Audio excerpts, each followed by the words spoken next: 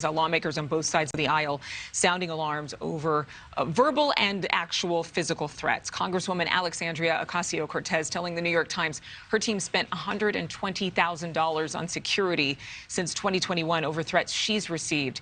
In July, an armed man was arrested outside the home of Democratic Congresswoman Pramila Jayapal.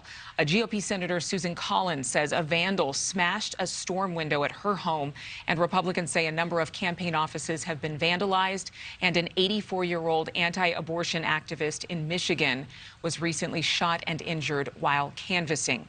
Our Niall Stanage, White House columnist for The Hill, joining me right now. Let's start with former President Trump's death wish comments aimed towards McConnell. Is this being seen as akin to the real threats, the real security issues we're seeing?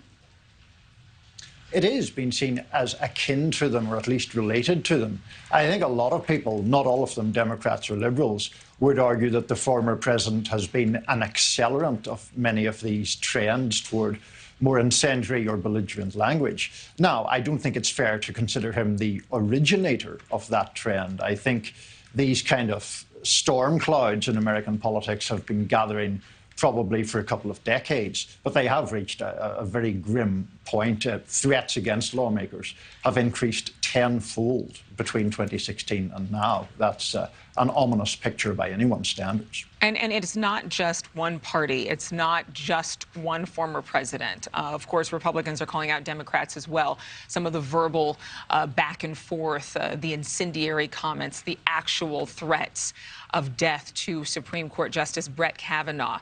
The political environment is so bad. Let's get to what Senator Susan Collins is saying, that she says she would not be surprised if a member of Congress was killed. To put that out there is just very stark. But are lawmakers increasingly having to get their own security detail? They are. There's no question about that. First of all, I just wanted to express my agreement with you that it is quite shocking that Susan Collins, a very moderate senator, believes that, and I think plausibly believes that. We are seeing lawmakers get their own security, and in fact that goes directly to your point about this not being a one party or the other problem. In the Senate, the two people who have spent most on personal security are Raphael Warnock, a Democrat from Georgia, and Ted Cruz, a Republican from Texas. We don't know for sure the top 1 and 2 in the House, but certainly among them are Congresswoman Ocasio-Cortez and Congresswoman Marjorie Taylor Greene, two people from the polar opposite ends of the political spectrum. Niall Stanage, always good to see you, though this topic, of course, not the most pleasant. Thank you very much. Thank you for watching. Go to newsnationnow.com to find NewsNation on your television provider. And don't forget to click the red subscribe button below to get more of NewsNation's fact-driven, unbiased coverage.